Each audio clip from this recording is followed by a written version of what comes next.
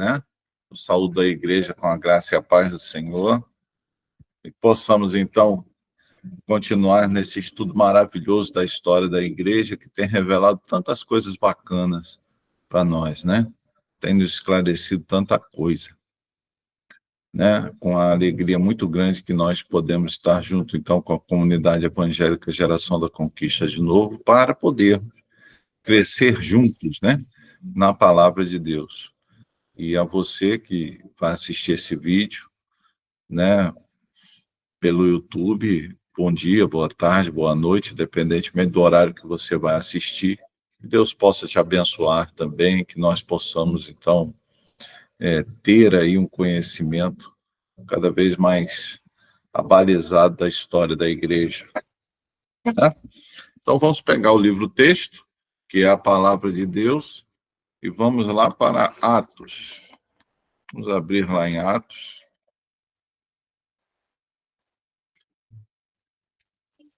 Estamos estudando detalhadamente a história da igreja. Vamos lá para Atos.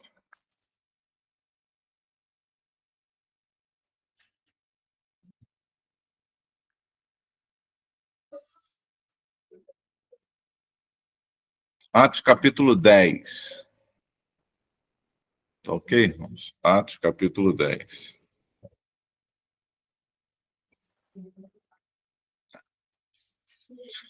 Então, nós temos visto, né, o surgimento da igreja na história como resultado do cumprimento de uma promessa, né, feita por Deus através do profeta Joel, em que o Espírito de Deus seria derramado sobre toda a carne, né, e haveria, então, um mover diferente. Os vossos filhos e as vossas filhas profetizarão, vossos velhos terão visões, né? Então, surge na história um grupo movido pela ação direta do Espírito Santo. Esse grupo é a igreja, esse grupo é você. É importante a gente entender o que é a igreja. A igreja é um grupo que ele é movido diretamente pela ação do Espírito, pela ação capacitadora do Espírito Santo, através de distribuição de dons espirituais, através de capacitação espiritual, com o objetivo, com o foco de quê? De propagar o evangelho, de anunciar o evangelho da graça, né?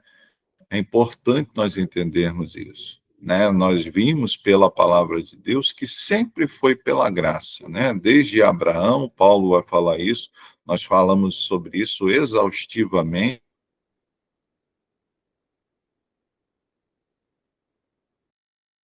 e ficar nas aulas anteriores, que sempre foi pela graça.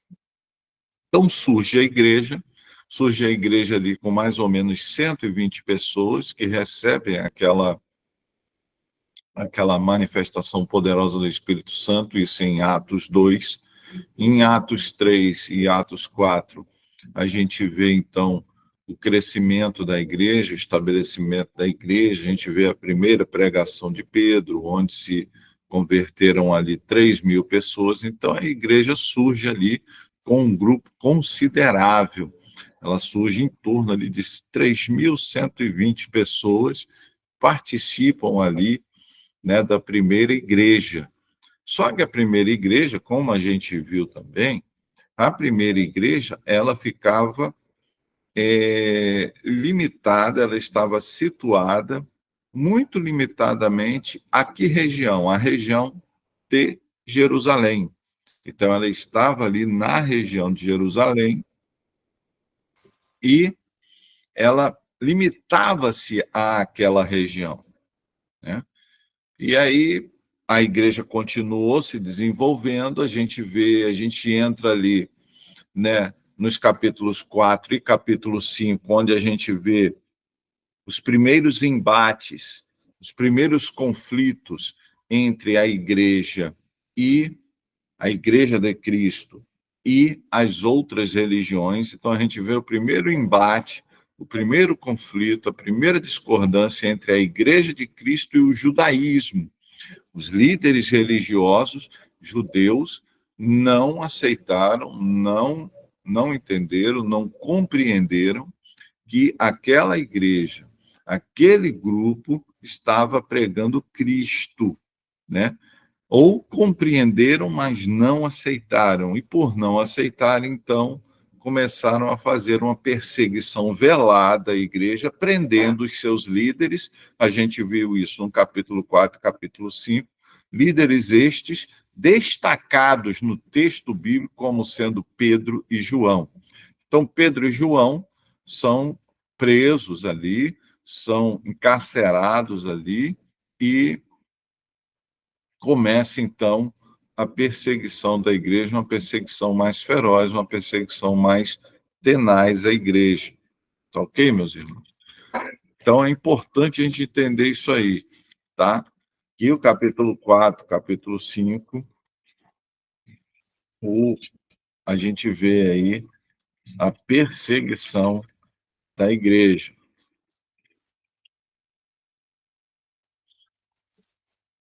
né?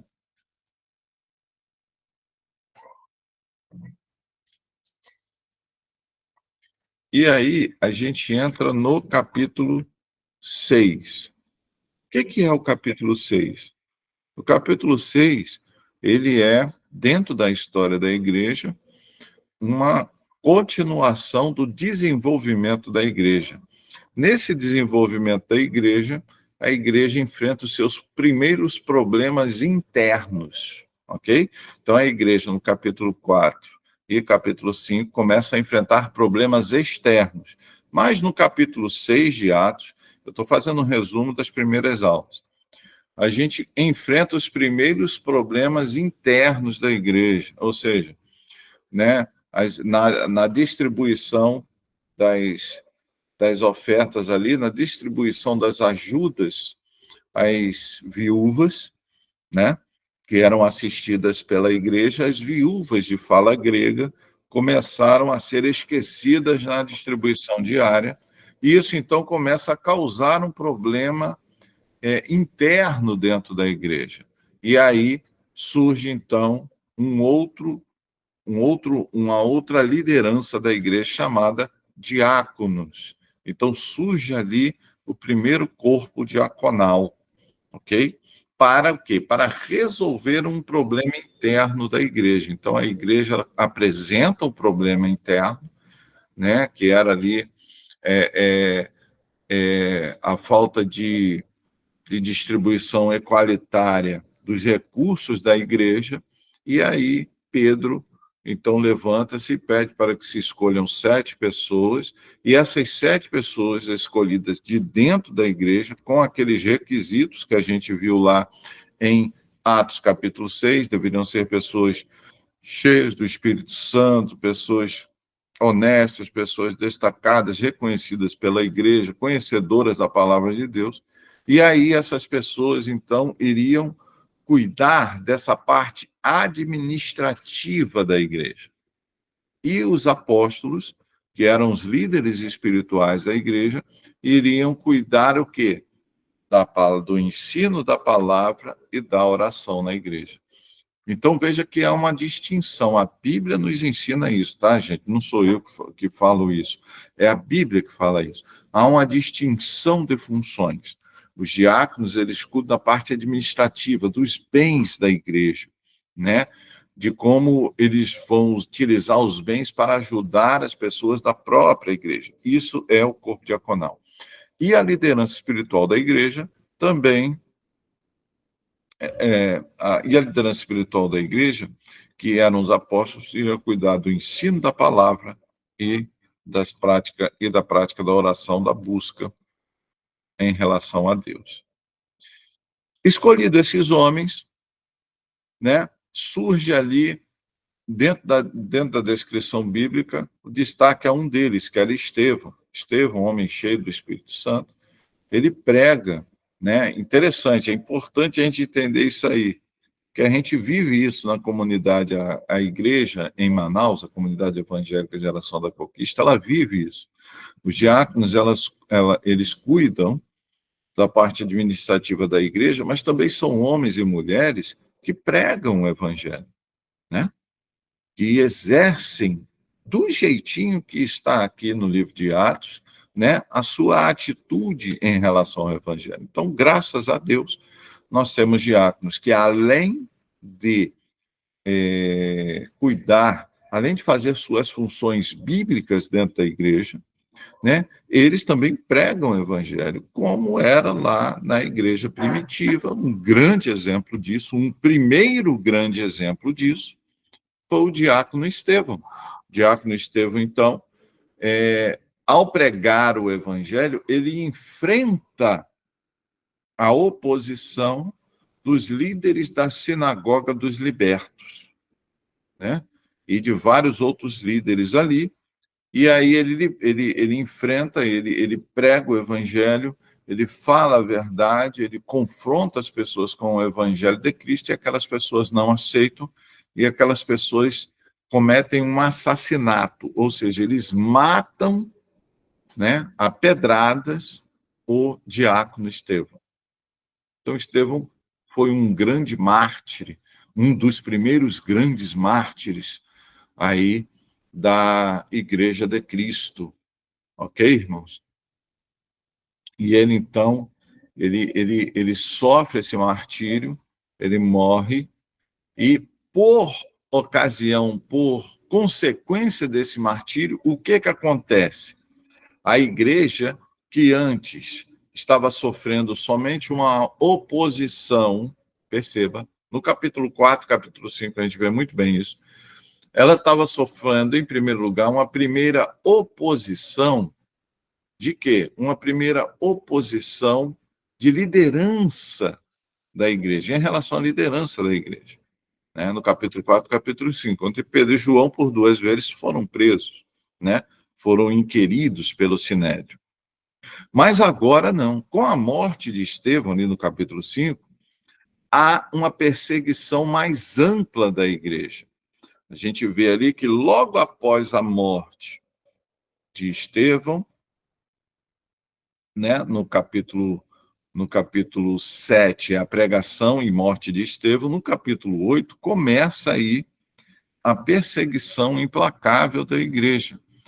E o que a gente observa na história da igreja? Para que a gente possa entender, inclusive, o capítulo 9.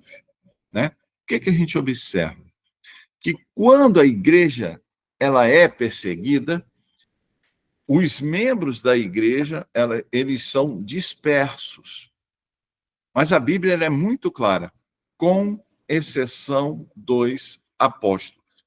Então, o colégio apostólico, o primeiro colégio apostólico, os 12 apóstolos, eles não saem de Jerusalém. É importante a gente entender isso. Eles não saem de Jerusalém. Eles ficam em Jerusalém, né? Eles ficam em Jerusalém. A igreja ela é dispersa e o primeiro pregador da dispersão, dito, relatado pelo texto bíblico, é outro diácono, né? É outro diácono, que assim como Estevão, no capítulo 7, ele também pregou o evangelho, que foi o diácono Filipe, pregou em Samaria, né? Em Samaria. Então, Filipe, por causa da perseguição, ele sai de Jerusalém, vai para Samaria, mas ele não fica escondido com medo, não. Ele continua pregando o evangelho. E as pessoas se entregam para Jesus, há uma alegria muito grande em Samaria, né? Há uma alegria muito grande em Samaria. Os apóstolos, quando ouvem que o evangelho foi pregado em Samaria, o que eles fazem? Né? Pedro, João, vão a Samaria, né, para ver, né, o que estava acontecendo lá, né? E eles chegaram lá, encontraram pessoas crentes, né? Pessoas que entenderam o evangelho, eles oraram por aquelas pessoas e aquelas pessoas receberam o Espírito Santo. Então perceba que a igreja agora não está mais localizada né, não está mais localizada somente em Jerusalém. Já está em Samaria, né? Já está em Samaria, né? Só que quando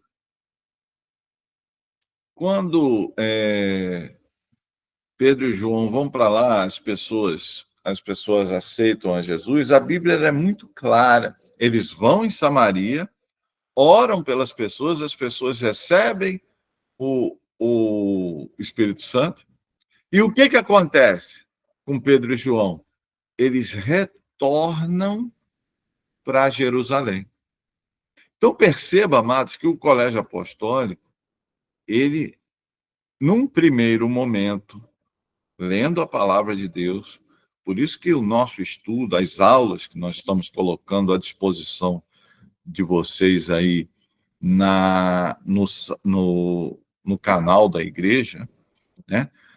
Elas são esclarecedoras, são importantes você assistir, conferir com a palavra de Deus, porque você vai perceber certas coisas. O que você vai perceber? Você vai perceber, dentro desse contexto que nós estamos conversando, que os apóstolos eles ainda não estavam prontos para sair de Jerusalém. Eles iam, constatavam que o evangelho foi pregado em Jerusalém, foi fora de Jerusalém, como o caso de Samaria, com Filipe, só que eles retornavam para Jerusalém, né? Ainda não havia uma disposição interna dos apóstolos de sair de Jerusalém, né? Para cumprir aquilo que Jesus falou em Atos, capítulo 1, verso 8.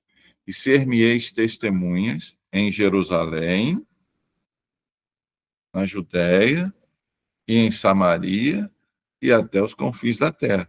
Então perceba que saiu de Jerusalém no caminho até Samaria. Filipe pregou em outras cidades, então o evangelho chegou também na Judéia, chegou em Samaria, mas a dificuldade era deste evangelho ir para os confins da terra, né? Por quê? Porque os apóstolos ainda não estavam prontos para fazer esta obra, para ter esta iniciativa. Razão pela qual surge o capítulo 9. O capítulo 9, então, conta a história da conversão do chamado 13º apóstolo, que foi o apóstolo Paulo, né? Então, conta a história de Saulo, um homem que perseguia a igreja, um homem que estava, inclusive, na morte de Estevão. Se você olhar lá o capítulo 7, finalzinho do capítulo 7, início do capítulo 8 de Atos, você vai ver que ele estava na morte de Estevão. Ele participou da morte de Estevão, Saulo, né? Só que no capítulo 9 ele se converte. E ele, então, Deus separa Saulo, está no capítulo 9. Aí você lê aí o capítulo 9 depois, que a gente vai hoje estudar mais especificamente o capítulo 10. E aí ele é separado por Deus para pregar o evangelho aos gentios. Por quê? Os 12 primeiros apóstolos eram homens preparados, capacitados pelo Espírito Santo, mas eles eram homens simples, homens judeus simples, então muito arraigados ainda a cultura judaica, muito arraigados ainda dentro dos preconceitos da cultura judaica. Paulo, então, é levantado porque Paulo era um judeu helênico, já era um judeu que conhecia a cultura grega, era um judeu que a gente vai ver durante o estudo do livro de Atos, era um judeu que tinha dupla cidadania, ele tinha cidadania romana e ele tinha cidadania, e ele era cidadania judaica. Então, ele era um homem que tinha um preparo maior. Então, Deus separa Paulo para levar o evangelho aos gentios. Ou seja, ser-me-eis testemunhas. Atos, capítulo 1, verso 8. Ser-me-eis testemunhas em Jerusalém, Judéia e Samaria. Isso aí já tinha sido feito pelos apóstolos e diáconos, os primeiros 12 apóstolos e diáconos. Mas aos confins da terra, aí sim, foram as viagens de Paulo, que nós vamos estudar as 4 viagens de Paulo, que aí sim o evangelho foi levado aos confins da terra. Amém? Vamos então ao texto, Atos capítulo 10. A gente vai ver algo interessantíssimo aqui no livro de Atos capítulo 10. Vamos lá? Havia em Cesareia um homem chamado Cornélio, centurião do regimento conhecido como italiano. Ele e toda a sua família eram piedosos e tementes a Deus. Dava muitas esmolas ao povo e orava continuamente a Deus. Certo dia, por volta das 3 horas da tarde, ele teve uma visão, viu claramente um anjo de Deus que se aproximou dele e dizia: Cornélio. Atemorizado, Cornélio olhou para ele e perguntou: Que é, Senhor? O anjo respondeu: Suas orações e esmolas subiram como oferta memorial diante de Deus.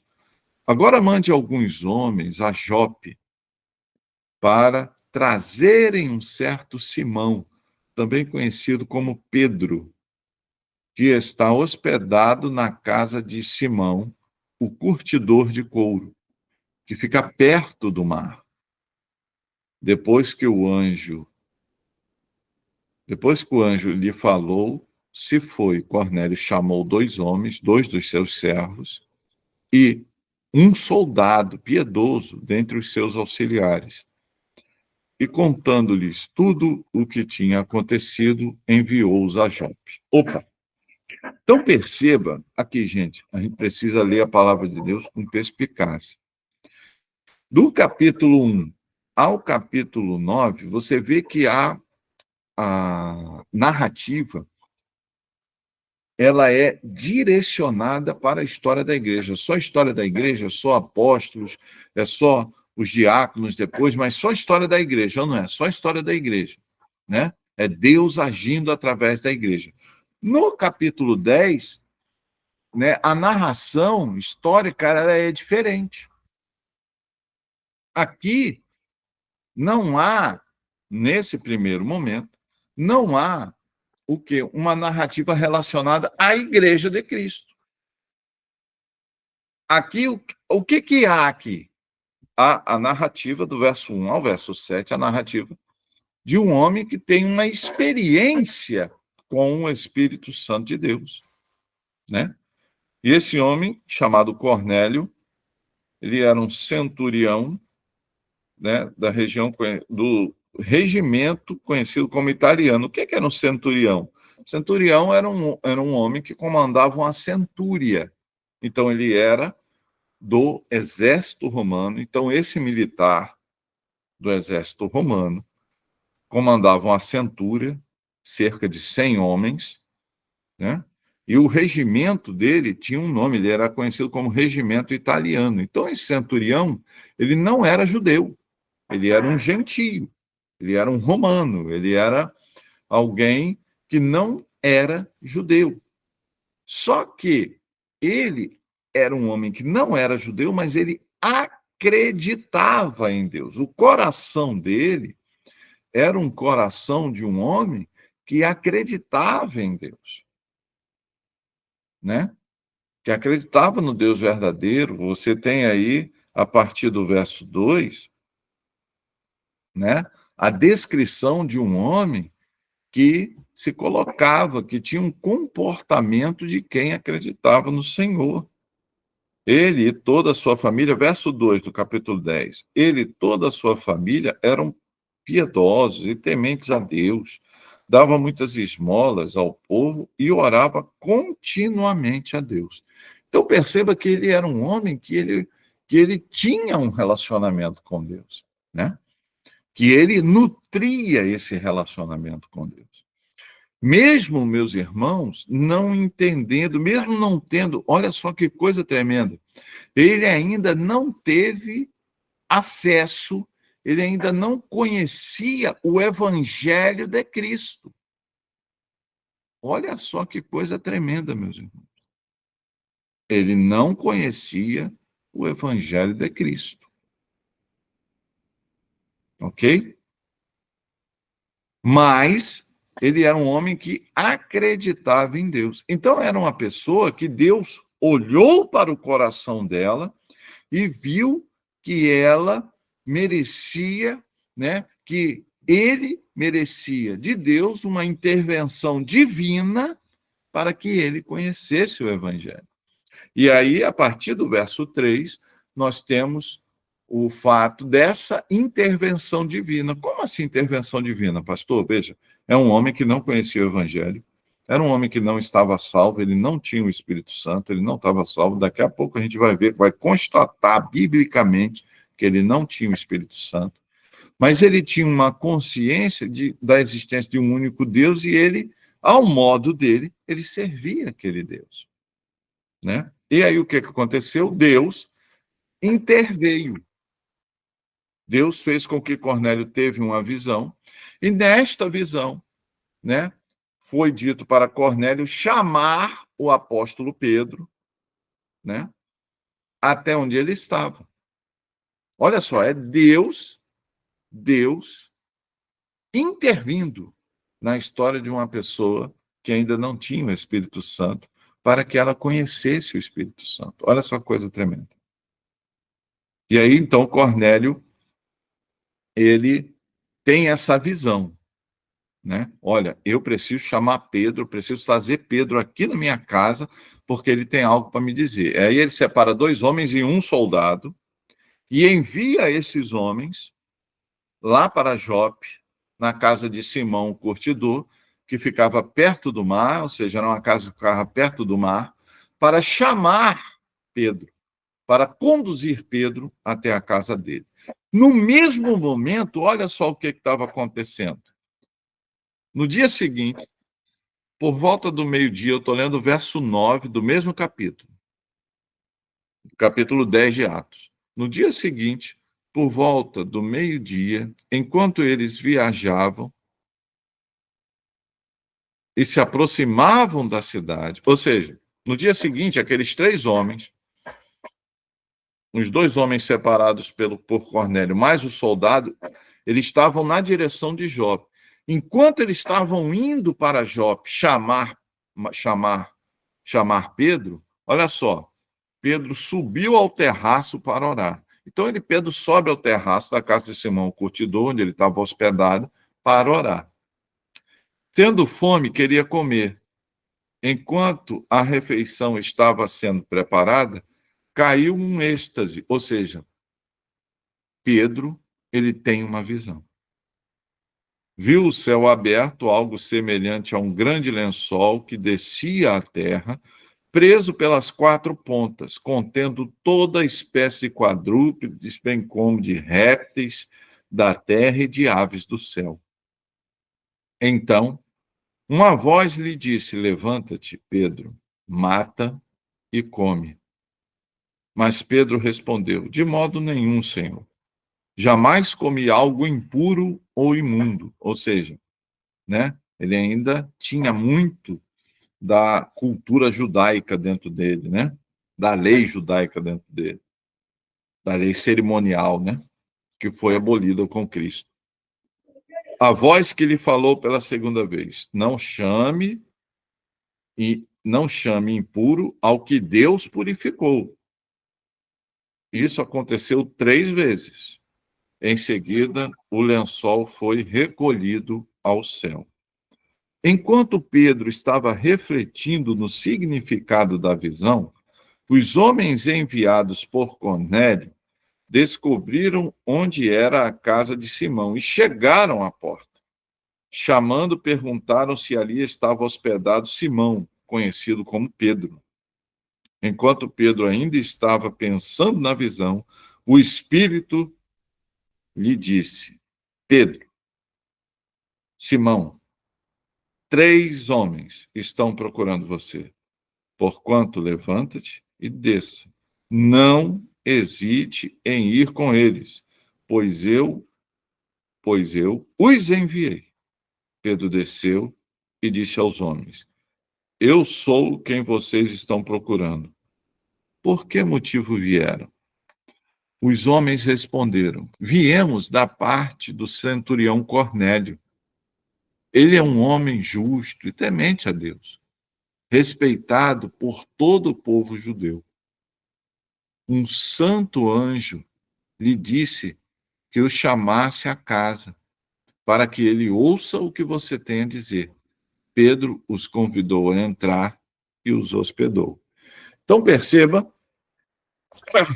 olha só como é que é a intervenção divina. A intervenção divina não foi só em Cornélio, né? Não foi só o fato de a intervenção divina teve em Cornélio o objetivo de dar a Cornélio o acesso ao evangelho de Cristo. Ou seja, Cornélio vai lá e chama Pedro. Só que a intervenção divina não parou aí. A intervenção divina, ela precisou também intervir na mente de Pedro. Porque Pedro não estava preparado para ir na casa de Cornélio. Por quê, pastor? Porque Cornélio era romano. O judeu, ele não entrava na casa de romanos, não entrava na casa de gentios para cear com eles. Não entrava porque eles achavam que os gentios eram impuros. E olha só que visão fantástica Deus dá para Simão. Um lençol com toda a espécie de animais, né? Quadrúpedes e tal. Tenta imaginar um lençol com toda a espécie de animais que o judeu considerava impuro. E aí, aquele lençol desce, é apresentado para Pedro e a voz fala para Pedro: Pedro, mata e come. Pedro falou: não, Senhor, de mal nenhum. Nunca eu comi algo impuro. Eu nunca comi um bicho desse. Eu nunca comi porco. Eu nunca comi tracajá. Eu nunca comi tambaqui. Eu nunca comi, né, cabra. Nunca comi, porque são animais que eram considerados pelo judeu animais impuros. E aí a voz fala assim: não diga que é impuro aquilo que eu, Deus, tornei puro. Então, desculpa. Então perceba, e isso aconteceu por 3 vezes, não foi isso que nós lemos? Então perceba que Deus também ele agiu em Cornélio, mas, né, para receber a mensagem. Mas ele agiu em Pedro, que ia levar a mensagem. Os 2 homens precisaram da intervenção divina para que o evangelho se fizesse conhecido agora em Cesareia, né? Que é uma cidade, né, já fora ali da região, já mais distante da região ali de Jerusalém, já mais afastada, ou seja, ó, o evangelho indo para os confins da terra.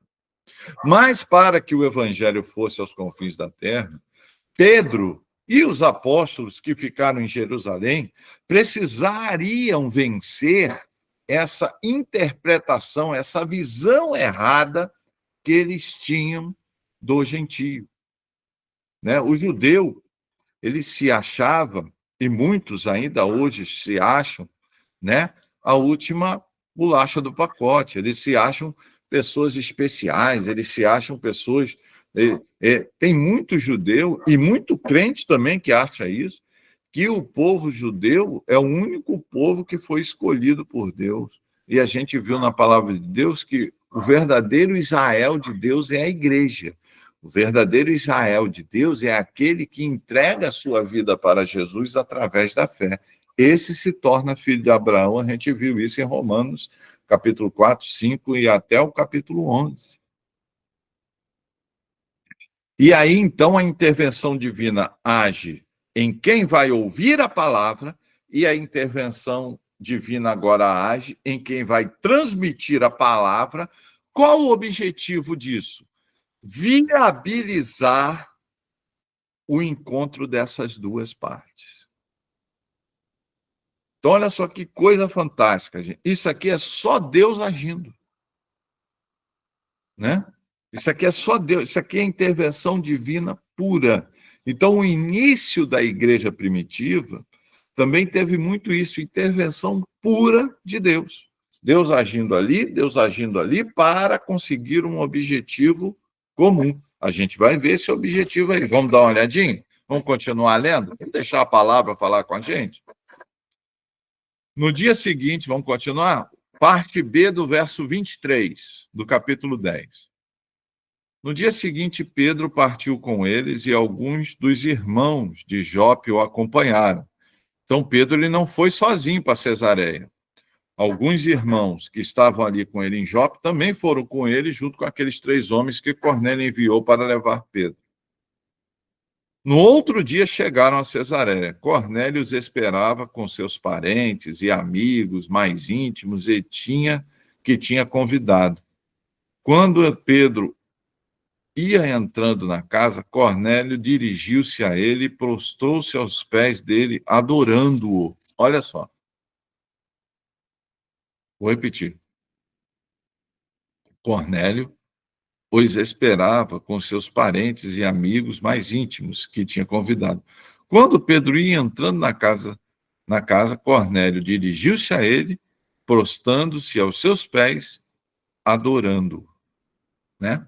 Ou seja, ele era um homem que tinha o coração, acreditava em Deus, mas era um homem que não tinha o conhecimento, gente. A maior prova disso é a reação que ele teve em relação a Pedro. O que é que ele fez? Foi adorar Pedro. Ele está fazendo errado? Está fazendo errado, lógico. Olha o próximo versículo. Mas Pedro fez levantar, dizendo: levanta-te, eu sou homem como você. Olha só. Para com isso, rapaz. Você não precisa adorar homem, não. Eu sou homem como você. Né? Primeiro ensinamento que Pedro deu ali para Cornélio. Conversando com ele, Pedro entrou e encontrou ali reunidas muitas pessoas. Então, Cornélio ele convidou seus vizinhos, as pessoas que ele gostava, seus parentes próximos. Pô, ele era um homem, ele era um militar ali, comandante de um regimento. Então, ele era um homem muito conhecido, muito influente. E aí, meus irmãos, a casa de Cornélio estava cheia. Quando Pedro chegou lá, a igreja já estava cheia, já. Né? A igreja já estava cheia, só esperando o pregador. Glória a Deus, só esperando o pregador. E aí, então, Pedro entra. Mas olha só o que Pedro diz, verso 28. Observe o verso 28. E lhes disse, isso aí é Pedro falando, vocês sabem muito bem que é contra a nossa lei um judeu associar-se a um gentio ou mesmo visitá-lo. Mas Deus me mostrou que eu não deveria chamar impuro ou imundo a homem nenhum. Por isso, quando fui procurado, vim sem qualquer objeção. Posso perguntar por que vocês me mandaram buscar? Olha só. Então, na lei judaica, tinha a proibição de que o judeu não podia entrar na casa de um gentio nem visitá-lo. Amém ou não? Não é isso que está escrito aí na palavra? Amém? Vocês sabem muito bem, verso 28. Vocês sabem muito bem que é contra a nossa lei um judeu associar-se a um gentio ou mesmo visitá-lo. Então, um judeu, ele não podia conversar com um gentio. Ele não podia visitar um gentio. Na lei judaica. E Deus falou assim para Pedro: esta lei está abolida. Esta lei é errada. Amém ou não? Porque quem é que levou Pedro lá para visitar Cornélio? O próprio Deus. Né? E aí Pedro, no verso 29, fala: o que vocês querem comigo? Por que vocês me mandaram buscar? E aí Cornélio respondeu: há 4 dias eu estava em minha casa orando a esta hora, às 3 horas da tarde. Então Pedro chegou lá que horas? 3 horas da tarde. De repente colocou-se diante de mim um homem com roupas resplandecentes e disse: Cornélio, Deus ouviu sua oração e lembrou-se de suas esmolas. Mande buscar em Jope a Simão, chamado Pedro. Ele está hospedado na casa de Simão, curtidor de couro, que mora perto do mar. Assim mandei buscar-te imediatamente. E foi bom que tenhas vindo. Agora estamos todos aqui, na presença de Deus, para ouvir tudo o que o Senhor te mandou nos dizer. Então, olha só. Então, qual foi o objetivo de Deus? Né? Fazer com que Pedro entendesse que aquela tradição judaica era uma besteira. Vamos trazer aqui para o linguajar bem brasileiro, né? É como se Deus estivesse falando assim, Pedro, olha só, essa lei aí, essa norma aí judaica, de que você não pode visitar um gentio, de que você não pode nem falar com um gentio, isso aí é besteira. Eu, Deus, estou dizendo que isto é errado. Eu, Deus, estou dizendo que isso não procede. Eu, Deus, estou dizendo que isso não tem validade. E por que isso foi importante para Pedro? Para que Pedro entendesse, meus irmãos, e assim os apóstolos, a gente vai ver isso no texto aqui, os apóstolos, eles precisavam vencer esta barreira cultural. Eles estavam presos por uma barreira cultural chamada lei judaica. A lei judaica proibia, né, um judeu de ir na casa de um gentio. E Deus está falando aqui, você vai lá na casa daquele gentio. Né? Quem é que está certo, a lei judaica ou Deus? Eu prefiro Deus. Amém? Eu não sei você, mas eu prefiro Deus. Então Deus está abolindo uma tradição judaica para que o evangelho chegasse aos confins da terra. Ok? Né? Então Cornélio responde para ele, né? Verso 31. E disse, Cornélio, e aí é Pedro falando, tá? Cornélio, Deus ouviu a sua oração e lembrou-se das suas esmolas. Não, isso aqui é Cornélio ainda falando. Mande buscar a Simão Pedro, a Simão, chamado Pedro, ele está hospedado na casa de Simão, curtidor de couro perto do mar. Assim mandei buscar-te imediatamente e foi bom que tenhas vindo. Agora estamos todos aqui na presença de Deus para ouvir tudo o que o Senhor te mandou nos dizer. E aí Pedro então pega a palavra. Então Pedro começou a falar: agora percebo verdadeiramente que Deus não trata as pessoas com parcialidade. Olha só, olha a lição que Pedro aprendeu. Isso aí foi a lição que Pedro aprendeu. Pedro aprendeu que diante de Deus não há acepção de pessoas. Não tem um povo A, não tem um povo B, não tem um povo C. O evangelho é para todos. Amém? Mas de todas as mas de todas as nações aceita todo aquele que teme e faz o que é justo. Ou seja, de todas as nações, Deus aceita aquele que o teme e faz o que é justo. Vocês conhecem a mensagem enviada por Deus ao povo de Israel. Vamos lá. Agora é Pedro pregando para eles lá. Que fala das boas novas, da paz por meio de Jesus Cristo, Senhor de todos. Sabem o que aconteceu em toda a Judéia, começando na Galiléia, depois do batismo que João pregou. Como Deus ungiu a Jesus de Nazaré com o Espírito Santo e poder, e como ele andou por toda parte, fazendo o bem e curando todos os oprimidos pelo diabo, porque Deus estava com ele. Nós somos testemunhas de tudo o que ele fez na terra dos judeus e em Jerusalém, onde o mataram, suspendendo-o no madeiro.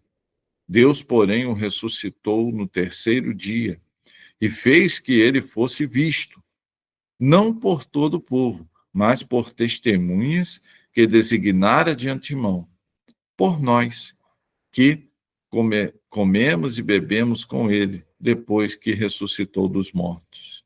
ele nos mandou pregar ao povo e testemunhar que foi a ele que Deus constituiu juiz de vivos e de mortos.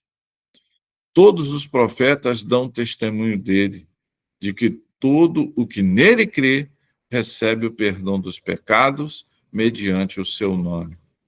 Enquanto Pedro ainda estava falando estas palavras, o Espírito Santo desceu sobre todos os que estavam, todos. O Espírito Santo desceu sobre todos os que estavam ouvindo, ou seja, aqueles que estavam ouvindo, entendendo aquilo que Pedro falou, ou seja, aqueles que estavam recebendo a mensagem de Pedro, né? Foi derramado sobre aquelas pessoas o Espírito Santo. Verso 45. Os judeus convertidos que vieram com Pedro ficaram admirados de que o dom do Espírito Santo fosse derramado até sobre os gentios, pois os ouviam falar em línguas, exaltando a Deus. A seguir, Pedro disse: pode alguém negar a água, impedindo que esses sejam batizados? Eles responderam: eles receberam o Espírito Santo como nós. Então ordenou que fossem batizados em nome de Jesus Cristo. Depois pediram a Pedro que ficasse com eles alguns dias. Então perceba que aqui houve um negócio tremendo, houve aí um mover do Espírito Santo maravilhoso, né? Primeiro na vida de Cornélio, lá no começo do capítulo 10, depois na vida de Pedro, fazendo Pedro entender que judeu é igual gentio, né? Que Deus está interessado nos dois povos, que independentemente de ser judeu, ou independentemente de ser brasileiro, de ser americano, de ser alemão, de ser árabe, independentemente disso, a pessoa se torna povo de Deus quando ela entrega a sua vida para Jesus. Amém, queridos? E aí foi um negócio tremendo. Pedro ainda estava pregando, ou seja, aqueles que estavam ouvindo a palavra de Pedro, entendendo aquilo que Pedro estava falando, sobre eles caiu o quê? Caiu o Espírito Santo do jeitinho que caiu lá em Atos capítulo 2. Porque Pedro falou isso. Pedro falou: como nós podemos negar a água ou negar o batismo àqueles que, como nós, receberam o Espírito Santo, né? E aqueles judeus convertidos que foram com Pedro, né, lá para a casa de Cornélio, eles se admiraram, porque eles viram com seus próprios olhos que o Espírito Santo foi derramado sobre os gentios do mesmo modo que foi derramado sobre os judeus. Ou seja, Deus derrama o Espírito Santo dele sobre qualquer um que, com um coração sincero, se aproxima dele. Amém, queridos? Olha só que coisa tremenda. E aí, Pedro batizou todo mundo, a verdade foi essa. Todos aqueles que receberam o Espírito Santo ouviram a mensagem, entenderam a mensagem, né? Entregaram suas vidas para Jesus, receberam o Espírito Santo. Todos eles foram batizados ali, né? Perceba que em Atos capítulo 8 foi diferente, né? Eles foram lá em Samaria, eles foram batizados primeiro, depois eles receberam o Espírito Santo. Aqui não. Aqui eles receberam o Espírito Santo primeiro, depois eles foram batizados, né?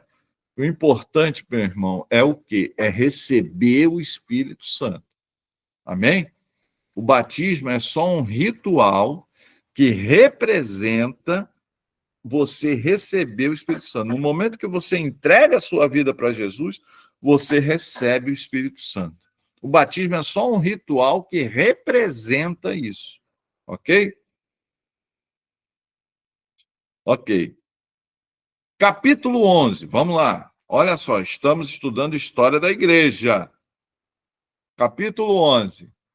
Olha a repercussão disso. Caramba, um centurião, um homem que comanda uma centúria, né? O regimento, o comandante do regimento do regimento chamado italiano, entregou a vida dele para Jesus, recebeu o Espírito Santo e foi batizado. Ele e várias pessoas de sua família, vários conhecidos dele, lá em Cesareia. Lá em Cesareia já surgiu uma igreja até grandinha, né? Ali com esse centurião. Qual foi a reação disso lá em Jerusalém? Vamos ver a reação do que aconteceu em Cesareia, lá em Jerusalém. Olha só, Pedro teve essa experiência maravilhosa em Cesareia. Olha só o que aconteceu em Jerusalém. O reflexo disso em Jerusalém. Os apóstolos e os irmãos de toda a Judéia ouviram falar que os gentios também haviam recebido a palavra de Deus. Assim, quando Pedro subiu a Jerusalém, olha só. Então, quando Pedro ele estava lá em Cesareia, ele sai de Cesareia e vai para Jerusalém. Assim, quando Pedro subiu a Jerusalém, os que eram do partido dos circuncisos o criticavam, dizendo: olha só, meus irmãos, olha só. Então, na igreja tinha um partido dos circuncisos, olha só. O que é o partido dos circuncisos?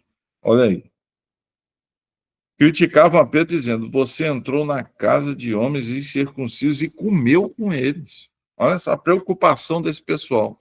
É o pessoal da igreja de hoje, né, esse partido dos circuncisos aqui, é o crente de hoje cheio de preconceito. É o crente que não fala com. Que tem preconceito de falar o evangelho para prostituta, para homossexual. Esse crente é o religioso, né? Esse crente que dava mais importância à circuncisão, ao rito da circuncisão, do que à mensagem de Cristo. E aí esses homens criticaram. Por quê? Porque Pedro foi na casa de Cornélio e comeu com Cornélio, passou uns dias ali com Cornélio. Mas ele foi sobre a ordem de quem? Quem é que mandou Pedro ir lá na casa de Cornélio? Não foi o próprio Deus? Ora, se foi o próprio Deus, essa crítica é descabida. Esse partido, chamado Partido dos Circuncisos, que eram pessoas que, infelizmente, tinham lá dentro da igreja de Jerusalém, esse partido dos circuncisos estava agindo contra a palavra de Deus, contra o mandamento de Deus, contra a ordem de Deus. Então é importante entender isso, tá, irmão? Pedro, então, começou a explicar-lhes, estou lendo o verso 4 do capítulo 11 de Atos, tá? Eu estou lendo a Bíblia. Estou contando para você. A Bíblia está contando para a gente a história. Eu estou aprendendo também. É a Bíblia falando com a gente. Eu me amarro nisso. Eu fico lendo a Bíblia aqui até ela acabar, depois a gente volta lá para a gente, continua lendo. A minha paixão é a Bíblia. Que a sua paixão também seja a Bíblia. Vamos lá? Pedro, então, começou a explicar-lhes exatamente como tudo havia acontecido. Eu estava na cidade de Jope. Olha só, Pedro vai recontar a história que ele viveu lá no capítulo 10 de Atos. Eu estava na cidade de Jope, orando, caindo em êxtase, tive uma visão, vi algo parecido com um grande lençol sendo baixado do céu, preso pelas quatro pontas, e que vinha até o lugar onde eu estava. Olhei para dentro dele e notei que havia ali quadrúpedes da terra, animais, répteis, aves do céu. Então ouvi uma voz que me dizia: levanta-se, Pedro, mata e come. Eu respondi: de modo nenhum, Senhor. Nunca entrou na minha boca algo impuro ou imundo. Ele está recontando aquilo que ele viveu no capítulo 10 de Atos.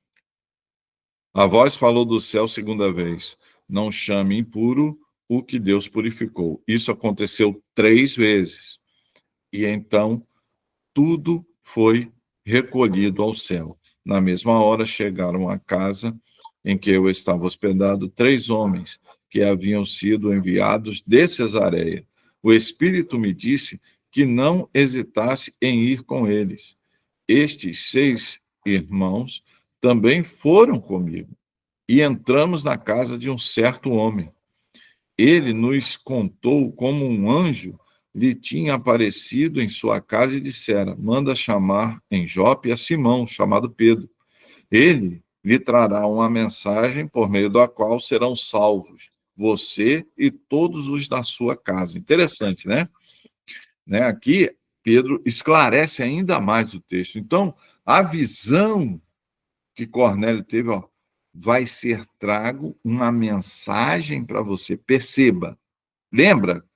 O pastor Renato aqui falou lá no começo, quando a gente começou a ler, um homem que não estava salvo, amém? Um homem que não era salvo, um homem que não tinha o Espírito Santo, teve uma visão de Deus. Olha só que coisa tremenda. E por que eu falo isso, meus amados? Baseado em quê? Qual o texto bíblico, escriturístico, que baseia esta conclusão? Quando, olha só, é o versículo aí, versículo 14.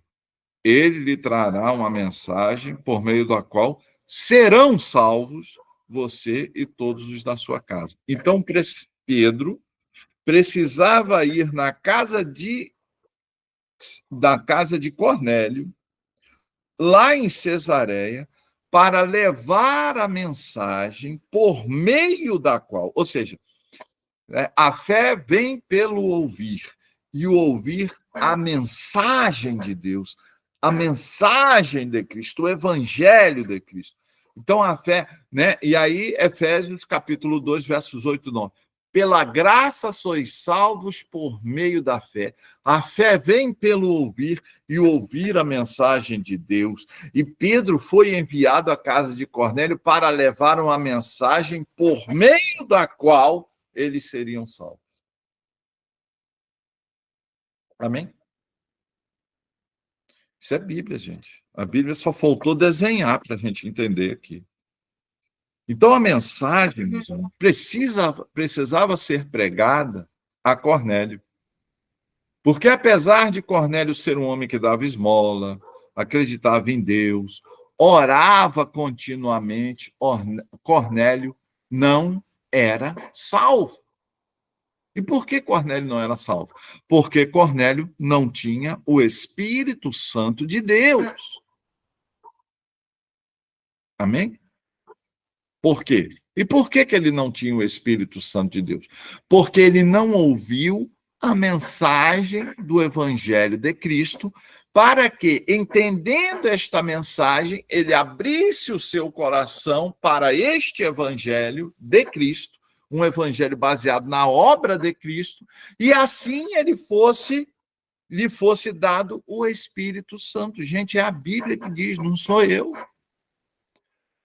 Por isso que quando nós, em aulas anteriores, você aí depois dá uma olhadinha no canal da igreja, quando a gente leu, desculpa, quando a gente ministrou a aula sobre o batismo, e a gente explicou por que a gente não batiza criança. Por quê? Porque a criança ela não tem a capacidade de entender o evangelho. A criança já está salva. Toda criança que não tem a idade da razão, escuta isso, crente, toda criança que ainda não tem a idade da razão, ela está salva pela obra feita por Cristo na cruz. Quando chegamos à idade da razão, nós temos pecados feitos por nós mesmos, somos pecadores. E aí nós precisamos ouvir, entender e reagir à mensagem do Evangelho de Cristo para ser salvo.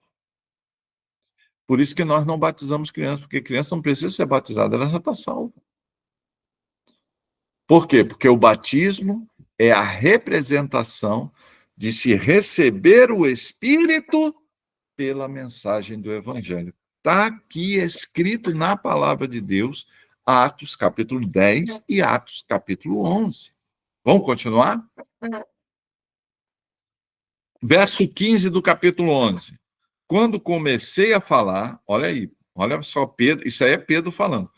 Quando comecei a falar, ou seja, quando comecei a pregar, eles começaram a entender a mensagem, eles começaram a entender quem era Jesus Cristo, eles começaram a entender a obra de Cristo. Porque se você ler lá o capítulo 10, você vai ver que a mensagem de Pedro foi exatamente isso, falando de Jesus Cristo, falando daquilo que Jesus Cristo fez, falando que Jesus Cristo era aquele que seria enviado por Deus, e isso estava escrito pela lei nos profetas. Explicou isso tudinho.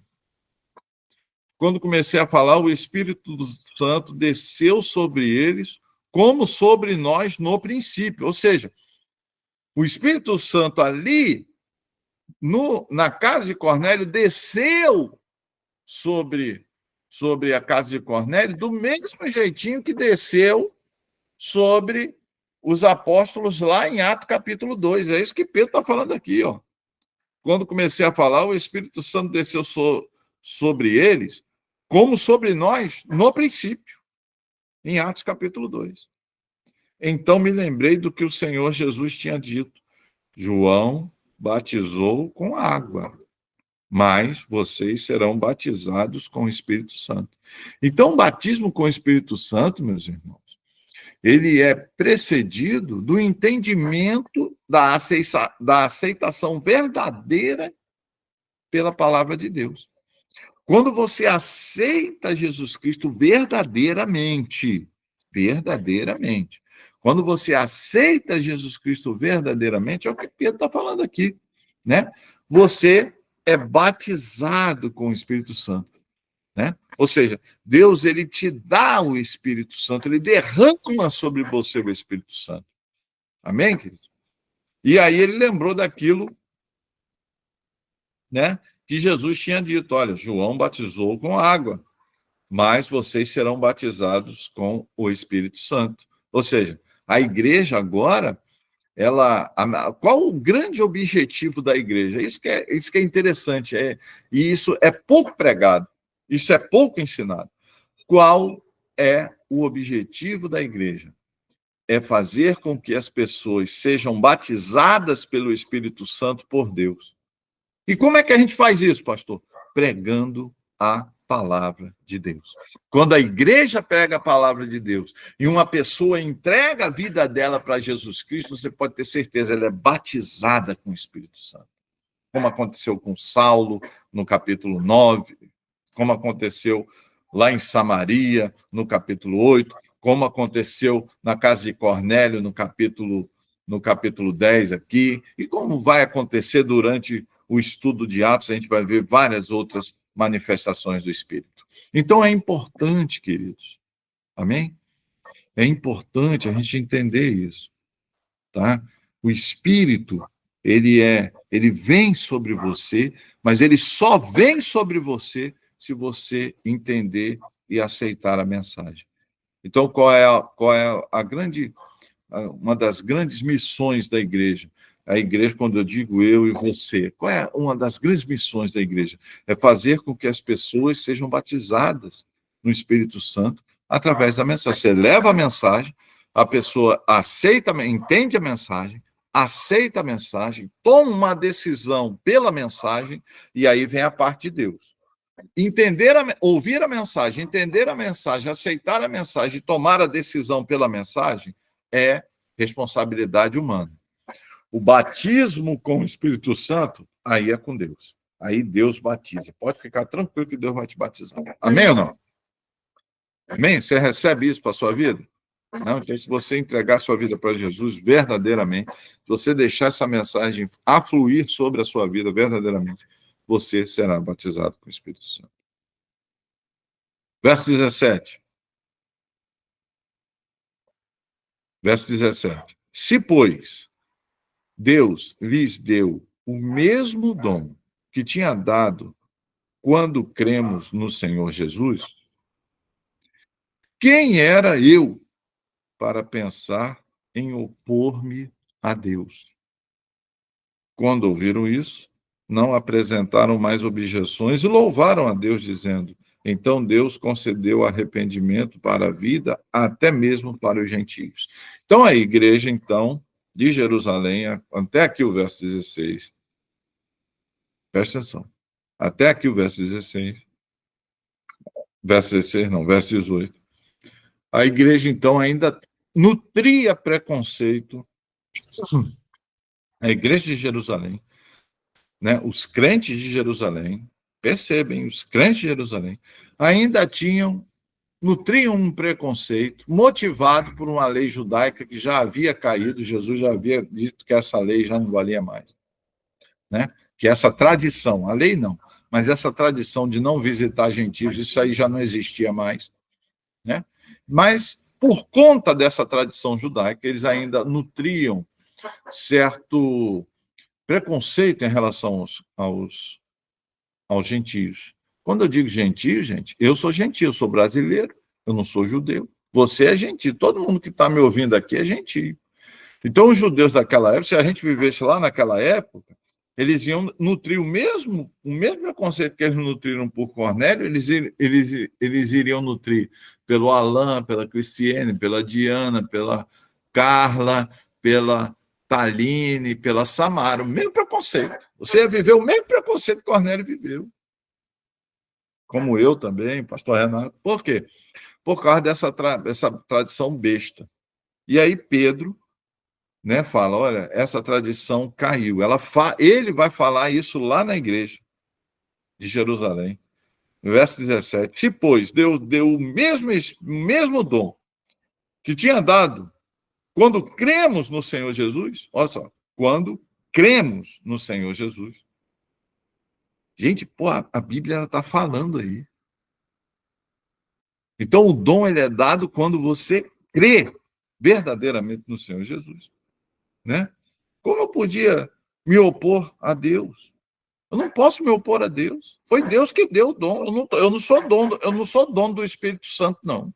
Quem é dono do Espírito, quem dá o Espírito Santo é Deus. Amém? Pedro está falando aqui, olha, gente, se vocês ainda estão com preconceito, Deus falou para a gente parar com esse preconceito bobo aí de não entrar na casa de brasileiro, de não entrar na casa de americano, de não entrar na casa de romano, de não entrar na casa do pessoal que mora na Galácia, de não entrar na casa do pessoal que mora lá na Macedônia. Deus falou, olha, para com esse negócio. Eu chamei vocês para levarem o evangelho até os confins da terra. E Deus chamou também para levar o evangelho até os confins da terra. Amém, querido? Estamos estudando a história da igreja. Verso 18, ouvindo isto, não apresentaram mais objeções, ou seja, não tinham mais o que falar, né? E louvaram a Deus, dizendo, então Deus concedeu arrependimento para a vida até para os gentios. O texto ele continua, verso 19. Você que não é da comunidade evangélica Geração da Conquista, vai assistir esse vídeo, ou você que está ao vivo aí, a gente estuda a Bíblia, tá, gente? A gente é apaixonado por Bíblia. Então, a gente vai versículo por versículo. É assim que a gente estuda a Bíblia na comunidade. Então, se você puder ir lá na comunidade evangélica, né, a gente vai colocar um endereço aqui embaixo, né? Vamos colocar aqui todas as informações aqui embaixo sobre a nossa igreja, para você visitar a nossa igreja lá em Manaus, Amazonas, né, aquela terra abençoada. Então, né, a igreja é isso, meu irmão. A gente não pode ter preconceito, não. Vamos lá? Verso 19. Os que tinham sido dispersos por causa da perseguição desencadeada com a morte de Estevão chegaram até Fenícia, Chipre e Antioquia, anunciando a mensagem apenas aos judeus. Olha só. Preste atenção, crente, a gente está estudando história da igreja. Desculpa. Lembra que eu falei com vocês que a primeira grande dispersão foi com a morte de Estevão? O versículo está confirmando exatamente este ensino. Os que haviam sido dispersos por causa da perseguição desencadeada com a morte de Estevão chegaram até a Fenícia, Chipre e Antioquia, anunciando a mensagem apenas aos judeus. Então perceba, amados, que a igreja ainda estava vivendo esse preconceito. O primeiro a ser confrontado, o primeiro judeu a ser desafiado a vencer este preconceito de não pregar o evangelho para as outras nações foi Pedro. lá no capítulo 10, capítulo 11. No capítulo 9, Deus já havia separado o 13º apóstolo. Foi a conversão de Saulo, que depois iria se tornar o apóstolo Paulo, e Deus separou Paulo para pregar o evangelho aos gentios. Por quê, meus irmãos? Vamos lá, gente. Olha, a gente tem que ler a Bíblia com inteligência, com percepção, porque aí a gente aprende. Então, qual é? Ó, a gente vê, percebe, hein? A gente está no capítulo 11 de Atos. A igreja já existe já há algum tempo. E ainda assim, a igreja ainda tem dentro da igreja, ainda tem dentro da igreja de Cristo, essa visão errada, esse preconceito em relação aos não-judeus. Você acabou de ler comigo aí. Pessoal que foi disperso por causa da perseguição, pregava o evangelho só para os judeus. Complicado, né, irmão? Vamos continuar lendo? Alguns deles, todavia, cipriotas e sirenes, foram a Antioquia e começaram a falar também aos gregos, contando-lhes as boas novas a respeito do Senhor Jesus. Opa! Então, perceba, os judeus só pregavam para os judeus. Mas existiam cipriotas e sirenes, que eram gentios, que se converteram. Se converteram aonde, irmão? Se converteram lá em Atos capítulo 2, se converteram em Atos capítulo 8, se converteram, né, aqui em Atos capítulo 10. Os gentios começaram a se converter. E eles se converteram verdadeiramente, foram batizados com o Espírito Santo. O que a pessoa batizada com o Espírito Santo faz? Prega o evangelho. E aí, cipriotas e sireneus, né? Cipriotas e sireneus, tá, gente? Cipriotas e sireneus foram a Antioquia e começaram a falar também aos gregos, contando-lhes as boas novas a respeito do Senhor Jesus. A mão do Senhor estava sobre eles, ou seja, Deus estava sobre os cipriotas e os sirineus. A mão do Senhor, o poder do Senhor, o Espírito do Senhor estava sobre os gentios convertidos também. Né? Verso 21, a mão do Senhor estava sobre eles, e muitos creram e se converteram ao Senhor. Notícias desse fato chegaram aos ouvidos da igreja em Jerusalém. Olha só. Então, Cesareia já tem uma igreja lá. Em Antioquia, já está surgindo outra igreja lá. E isso está causando impacto lá em Jerusalém. Toda hora chegava essa notícia de Jerusalém. Ih, caramba, já tem outra igreja em Antioquia? Vamos lá, vamos continuar? Verso 22. Notícia desse fato chegaram aos ouvidos da igreja em Jerusalém e eles enviaram Barnabé a Antioquia. Ou seja, enviaram para Antioquia Barnabé. Este, ali chegando e vendo a graça de Deus, ficou alegre e os animou a permanecerem fiéis ao Senhor de todo o coração. Ele era um homem bom, cheio do Espírito Santo e de fé, e muitas pessoas foram acrescentadas ao Senhor. Então, a igreja de Antioquia começou a crescer, muitas pessoas, você leu comigo aí, ó, muitas pessoas foram acrescentadas ao Senhor. A igreja começou a crescer sob a liderança de quem? De Barnabé. Né? Barnabé foi para lá, foi enviado por Jerusalém para lá. Interessante, né? A mesma igreja que confrontou Pedro porque ele pregou para gentios na Cesareia, é a mesma igreja que agora envia Barnabé para pregar para quem? Para gentios lá em Antioquia. Ou seja, ó a mudança da igreja aí. Ó a mudança de entendimento da igreja aí. Louve a Deus, gente. Louve a Deus. Isso é a Bíblia mostrando. A gente precisa mudar nosso entendimento muitas vezes. Vamos lá? Este chegando a... Não, verso 25.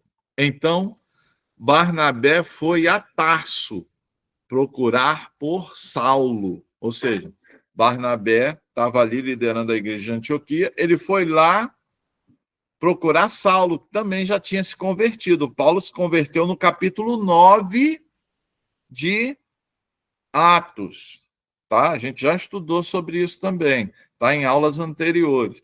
Perceba que as coisas estão se conectando, é ou não é verdade? A igreja de Jerusalém manda Barnabé para Antioquia, né? Barnabé começa a pregar e a igreja começa a crescer. Barnabé, então, vai lá para,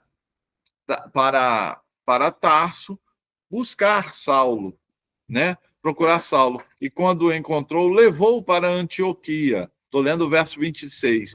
Assim, durante um ano inteiro, Barnabé e Saulo se reuniam com a igreja e ensinaram a muitos. Em Antioquia, os discípulos foram pela primeira vez chamados de cristãos. Então, perceba, gente, que o título de cristão não é um título que surgiu na igreja de Jerusalém. É um título, o cristão, a palavra cristão, o substantivo cristão, um substantivo adjetivado, porque pode ser tanto um substantivo quanto um adjetivo, né? Esse termo cristão, ele não surge na igreja de Jerusalém. Ele surge numa igreja gentílica. Ele surge em Antioquia. Isso é a Bíblia que estou falando, tá? Não sou eu, tá? Naqueles dias, profetas desceram de Jerusalém para Antioquia. Um deles, Ágabo, levantou-se e, pelo Espírito, predisse que uma grande fome sobreviveria em todo o mundo romano, o que aconteceu durante o reinado de Cláudio. Os discípulos, cada um segundo as suas possibilidades, decidiram providenciar ajuda para os irmãos que viviam na Judéia. Ou seja, a igreja, preste atenção, gente, para os irmãos que viviam na Judéia. A igreja de Antioquia, de livre e espontânea vontade, os gentios, de livre e espontânea vontade, decidiram levantar mantimentos para enviar para os irmãos que viviam na Judéia. Qual era a igreja? Qual era a principal da igreja da Judéia? A igreja de Jerusalém. Então, né, Jerusalém fica na Judéia. Então, veja que os gentios começaram a ajudar a igreja de Jerusalém. Os diáconos surgiram porque a igreja de Jerusalém, né? Escuta isso, né? Atos capítulo 6. Por que os diáconos surgiram? Porque a igreja de Jerusalém estava esquecendo das viúvas que eram gentias. E em Atos capítulo 11, a igreja gentílica de Antioquia decide então ajudar a igreja de Jerusalém. Isso é cristianismo, gente. Isso é poder do Espírito Santo. Isso é ação poderosa do Espírito. Amém, querido? Você está aprendendo como eu aprendi aqui? Está sendo impactado por essa palavra maravilhosa? Olha só, eles decidiram. E outra coisa também, né? Existiam profetas, Ágabo, né? Esse profeta aí, ele predisse, ele fez uma profecia. E a profecia se cumpriu, porque está dizendo aqui, ó, o que aconteceu durante o reinado de Cláudio. Eu estou lendo o verso 28, finalzinho lá. Então, ele fez uma profecia de uma grande fome. No reinado de Cláudio, a profecia se cumpriu, e isso ocasionou uma reação da igreja gentílica de Antioquia. Os crentes de Antioquia, os cristãos de Antioquia, resolveram ajudar os cristãos de Jerusalém. Os discípulos, cada um segundo as suas possibilidades, decidiram providenciar ajuda para os irmãos que viviam na Judéia. E o fizeram enviando suas ofertas aos presbíteros pelas mãos de Barnabé e Saulo. Então, quem é que levou lá a oferta? Barnabé e Saulo. Amém? Né? Vamos parar por aí? né? Qual a grande lição, meus irmãos? Qual a grande lição do capítulo 10 e do capítulo 11? Qual o grande legado do capítulo? Releia o capítulo 10 e capítulo 11. Qual o grande legado? A universalização do Evangelho de Cristo. Né? O Evangelho de Cristo, o capítulo 10 e o capítulo 11 então mostra claramente. Você recebe o Espírito, o batismo com o Espírito Santo, ele é uma reação natural e consecutiva ao entendimento, recepção e decisão em relação à mensagem de Deus. Isso o próprio apóstolo Pedro falou. Amém? Então, qual a grande missão da igreja? Levar o evangelho de Cristo para que as pessoas sejam batizadas com o Espírito Santo. Este é a grande motriz, a grande missão da igreja de Cristo. Amém? Você possa ter, então, sido abençoado por esta palavra, você possa ter entendido esta palavra. Hoje, cristianismo, cristão, né? Esse termo, ele não surge na igreja de Jerusalém, pelo contrário, ele vai surgir numa igreja gentílica localizada em Antioquia. Então, os cristãos, esse termo, a designação cristão, ela é gentílica, ela não é judaica, ela é gentílica. Ela surge no meio dos gentios. Amém? Que Deus possa te abençoar, que você possa entender, ter entendido. Releia, querido, releia, reassista a aula, releia. Não esqueça de entrar lá no nosso canal, de curtir, compartilhar, né, de dar o seu joinha.